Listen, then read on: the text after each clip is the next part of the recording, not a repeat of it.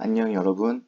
오늘은 여러분들한테 과학 과탐 문제를 풀 때, 뭐 꿀팁까지는 아니지만 그냥 선생님의 주관적으로 과탐 문제를 풀 때 여러분들이 이런 연습을 좀 했으면 좋겠다 하는 걸 가지고 와서 여러분들한테 소개를 해드릴까 해요. 자, 첫 번째 얘기하고 싶은 상황은 뭐냐면요. 어떤 문제를 풀 때 우리가 그 문제를 한 번에 여러분들이 해안이 떠오르거나 아니면 직관적으로 바로 풀 수는 없어요. 그래서 과탐 문제는 이 지적 훈련 과정이 좀 필요합니다. 이 지적 훈련 과정이 의미하는 거는 뭘 얘기하는 거냐면요. 여러분들이 공부를 하다 보면 대부분 어떤 문제를 풀 때 느낌으로 푸는 경우들이 있어요. 근데 이렇게 느낌으로 푸시면 안 되고요. 반드시 논리적 과정을 거쳐서 논리성을 가지고 문제를 해결하셔야 돼요. 그런데 이런 논리적 과정으로 문제를 푸는 것은 어떤 훈련이 필요하거든요. 그래서 그런 훈련을 우리는 지적 훈련이라고 이야기할 수 있고요. 고등학교의 문제들은 여러분도 알다시피 그냥 쉽게 접근하는 것은 불가능해요. 여러분들이 단순히 암기를 하고 개념을 안다고 해서 바로 문제가 풀리진 않고요. 그렇게 쉽게 풀 수는 없고요. 이 쉽게 접근할 수 없다는 얘기 자체가 모든 문제들의 질문이 이런 논리력을 바탕으로 해서 답변을 유도하기 때문에 우리는 거기에 맞게끔 이 지적 훈련 과정을 거치셔야 되고 반드시 그러려면 연습과 반복을 많이 해주셔야 돼요. 그 다음에 두 번째 얘기하고 싶은 거는 우리 친구들한테 어떤 문제가 주어졌을 때 단순히 대답을 요구하는 그런 문제들이 있어요.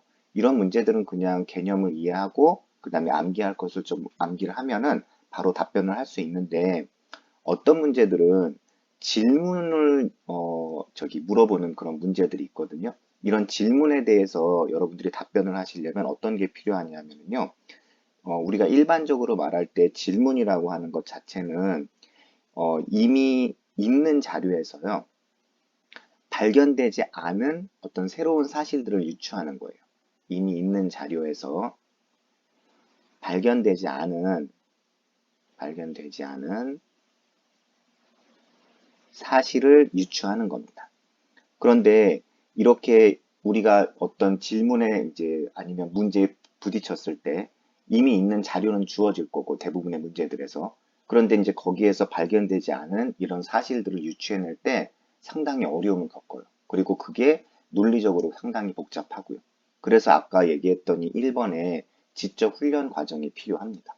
그 과정을 통해서만이 여러분들이 어떤 문제의 질문에 대해서 쉽게 논리적으로 해석을 해서 답변을 할 수 있으니까요. 그래서 두 번째는 그 얘기를 하고 싶었고요.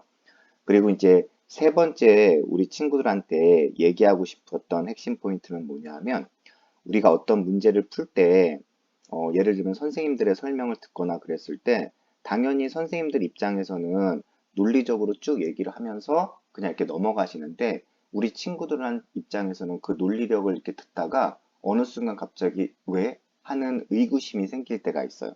이런 의심 포인트가 생기면은 반드시 그 의심 포인트에 해당하는 부분을 해결하고 지나가셔야 돼요. 그래야 비슷한 유형의 문제나 스타일이나 트렌드가 유사한 문제가 나와도 여러분들이 쉽게 해결할 수 있는데 논리적으로 쭉 가다가 중간에 어떤 의심 포인트가 생겼을 때 해결을 하지 못하면은 비슷한 유형의 문제가 나왔을 때 틀릴 확률이 좀 높아요. 그래서 반드시 의심 포인트를 해결하고 가면 좋겠다는 거고요. 그리고 이제 네 번째는요. 우리가 보통 논리적으로 좀 복잡하고 그런 문제를 어려운 문제라고 얘기하는데 이런 어려운 문제는 풀 수는 있어요. 그런데 시간이 좀 오래 걸리고 기본적으로 이제 공부에 그렇게 큰 관심이 없는데 그래도 이제 하긴 해야 되는 학생들한테는 상당히 머리가 아플 수도 있거든요. 그런데 그런 문제들도 그렇다고 하더라도 연습을 하셔야 돼요. 연습을 하고 그 다음에 나중에 시간이 없어서 포기하는 거 하고요. 연습을 아예 하지 않고 그냥 어려운 문제는 다 포기해버리고 쉬운 것만 잘 맞추자 이렇게 하는 거하고는 결과치에 좀 차이가 생길 수 있어요. 왜냐하면은 여러분들 연습을 그나마 하고 포기를 하게 되면 어떤 문제를 맞닥뜨렸을 때 예를 들면 이런 거거든요. 우리가 처음에 어떤 시험지에 해당하는 문제를 딱 받았는데 직관적으로 떠오르는 것도 없고 해안이 떠오르지 않아요. 그래서 그 당시에는 문제를 못 풀었는데 이제 나중에 그 문제 해설을 듣고 그 다음에 답지를 보니까 어떻게 푸는지 알겠어요. 그래서 연습을 많이 했어요. 내 딴에는 연습을 많이 해서 이제 이런 문제가 나오면 풀 수 있을 거다라고 생각을 하고 실제 수능장에 가거나 아니면 실제 시험에 딱 맞닥뜨려져서 비슷한 유형의 문제가 나오면 솔직히 말하면 거의 대부분 못 푸는 건 똑같아요. 처음에 못 풀었던 건 그냥 나중에도 풀 수가 없어요. 그런데 문제의 핵심은 뭐냐면 그렇다면 연습과 반복을 왜 합니까? 이렇게 질문할 수 있거든요. 그런데 연습과 반복을 계속 많이 하다 보면은 그 문제가 그 약간 복불복이 있어서 지금 이 시험에서 생각이 나지 않았지만 또 어떤 면에서는 또 다른 면에서 생각이 날 수도 있거든요. 예를 들면은 이번 시험에서는 생각이 나지 않았는데 뭐 9월 모평에서 갑자기 생각이 난다거나 이렇게요. 근데 연습을 아예 하지도 않고 포기해버리면 그럴 가능성이 적은 거잖아요. 예, 그렇기 때문에 연습을 하고 포기하시는 게 좀 결과치에 상당히 좀 큰 확률적으로 도움이 되실 것 같고요. 마지막으로 다섯 번째 얘기하고 싶은 핵심은 우리가 어떤 문제를 풀 때 논리성을 바탕으로 문제를 풀면 풀 수는 있어요. 좀 시간이 오래 걸리잖아요. 그래서 이 기술적인 약간 꿀팁이라고 하잖아요. 우리가 일반적으로 이런 테크닉을 가지고 문제를 풀면 이 문제 해결에 약간 도움이 됩니다. 근데 솔직히 이런 꿀팁이나 테크닉으로 문제를 푸는 거는 좋은 방법은 아니긴 하지만 그래도 우리가 문제를 풀 때 가장 중요하게 여기는 것 중에 하나는 시간이잖아요. 시간을 좀 줄여서 풀어야지만 여러분들이 난이도 있는 문제도 충분히 생각할 수 있기 때문에 과탐 문제 같은 경우에는 약간의 꿀팁 테크닉이 좀 필요해요. 그래서 기술적인 어떤 테크닉이 이 과탐 문제 해결에 도움이 된다. 예, 이렇게 해서 여러분들하고 한 다섯 가지 정도를 얘기를 했거든요.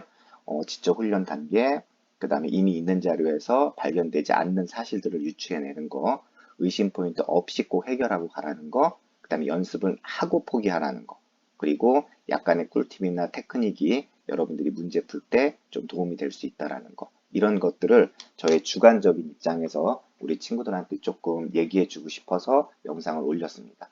여러분들한테 많이 도움이 됐으면 좋겠고요. 수능이나 내신에 모두 다 좋은 성적을 거뒀으면 좋겠습니다. 감사합니다.